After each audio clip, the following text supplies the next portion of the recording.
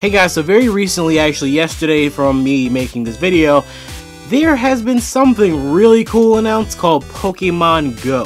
Now if you're a Pokemon fan like me, you have to be somewhat excited for this thing. What it basically is that it's a free-to-play app for your phone, like your smartphone. Using the camera on your phone, you can actually see Pokemon in real life using augmented reality. So as you look on my phone, there's nothing on here right now, but if the game was on here and I had it, I could actually see Pokemon through my phone. It would actually look like it was like right here, based on like where I'm putting it right now, and it actually is coming to life like in the real world.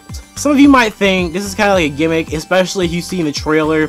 Now I can tell you this, the trailer for this game does look damn good, but it does not give you a real representation of what the game is going to be, because we all know that Mewtwo battle was so fucking awesome.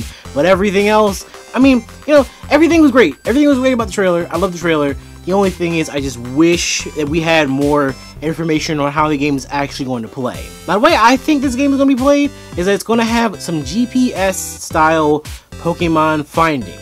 So it's going to tell you to walk to a certain area around where you are, and there's a Pokemon there that you can go and catch. And then from there on, you can actually use Pokeballs in the game, which I believe are going to be microtransactions.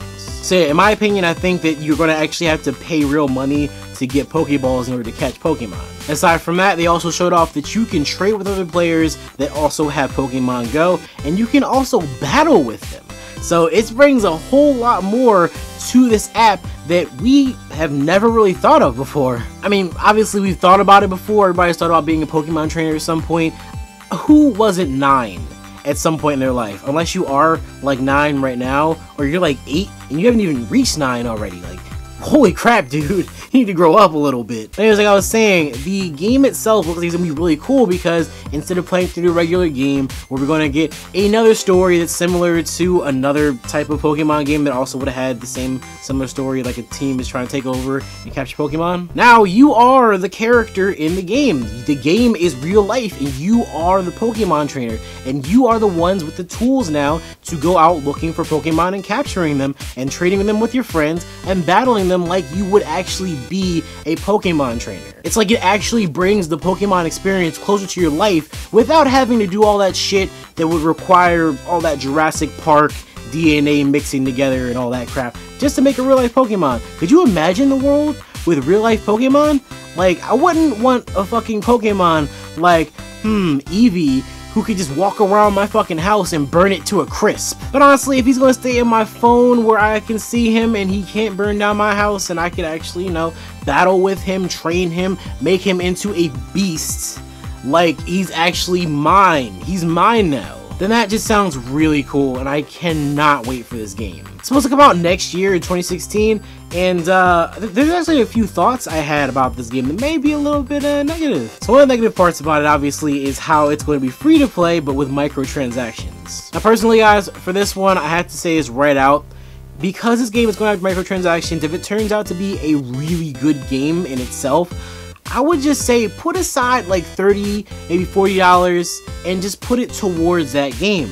Because even though it seems like, oh, microtransactions, and why $30 or $40? Why not just $1 or $5 like we usually do with other games like Candy Crush? Well, the answer is very simple in that these games, the Pokemon games, are going to cost you about $40 anyways when they come out. So for you to just put that money aside and put it towards the app, you're going to be able to get a lot that you would normally be able to get out of it if you're just, you know, putting out $1 or $5 at a time.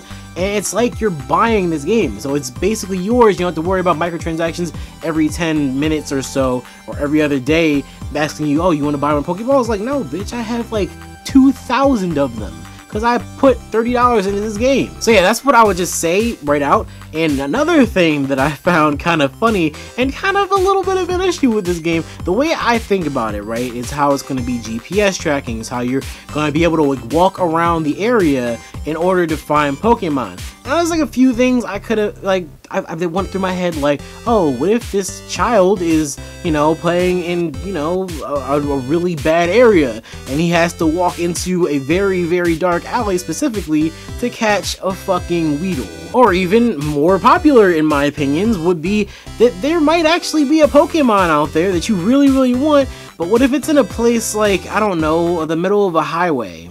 Like, can you freaking imagine that? A little kid, alright, little kid, trying to catch a Mankey on his goddamn phone, running across the highway, trying to catch this shit. You know how crazy that would be? Or could you even imagine if this thing's gonna be like you have to drive to very far out places? Or what if people can't even like drive? Maybe they can only walk. Maybe they're just like kids who can't get around places as easily as other people. Are they gonna be like forced to only be in that one area, like around where they live, where they can only catch like, I don't know, 20 or so Pokemon, and you gotta like go far out just to find the other ones? Because you know, in that trailer they actually did show Mewtwo having this special event battle in the middle of Times Square. Now, even though it was like really over exaggerated and hyped as fuck, I have to say, what if they have something like that in real life, so you have to go to these special places in order to have this battle with Pokemon and be able to capture it? Then a kid probably wouldn't be able to get to that place because he's gonna be SOL without a car and without a parent that actually gives a shit enough for him to catch a fucking Mewtwo halfway across the country. And also, you know what's gonna be really awesome / weird about this? Alright, so with this app, I'm guessing that if they do have those sort of like special event things where you gotta go to a certain place to catch certain Pokemon at a certain time, it's a great time when you might actually see other people playing this game and you can make friends.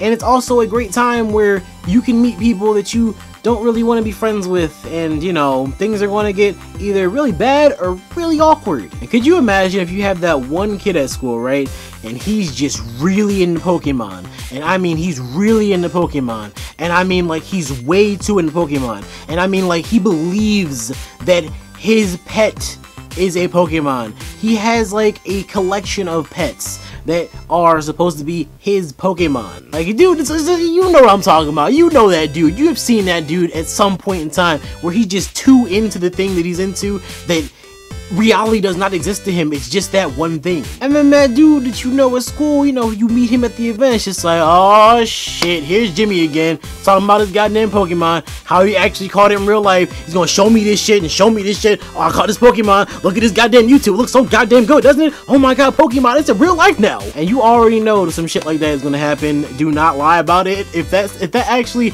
is the way it works, you know you're gonna meet that dude at one of them events and you're gonna be like, oh shit. But yeah, guys, this actually does sound really good. I cannot wait for it coming out in 2016. It's out for both iOS and Android when it does come out, and I just think it's gonna be a great experience. It's also, I didn't even mention the whole wristwatch thing they got going on with it, where it's like a little thing on here, and apparently it's Bluetooth, so it connects to your phone through Bluetooth.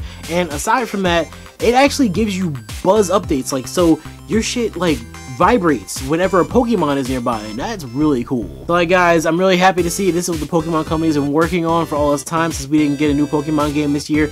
They have given us this, and this is probably just as good, if not better. And I want to hear what you guys have to say about this game in the comment section down below. Are you excited for it? Are you going to not buy it? Or are you just going to, you know, try and check it out, free to play, and you're going to figure out that the Pokeballs are too expensive, so you're just going to like spend your time walking around looking at Pokemon like, oh, that's cool, wish I had it. Tell me all your comments in the comment section down below and let me know what you think about that. And also don't forget to thumbs up and subscribe for more videos just like this one. And for now, it's me, NextLevelOtaku, saying stay gold, and I'll see you guys later.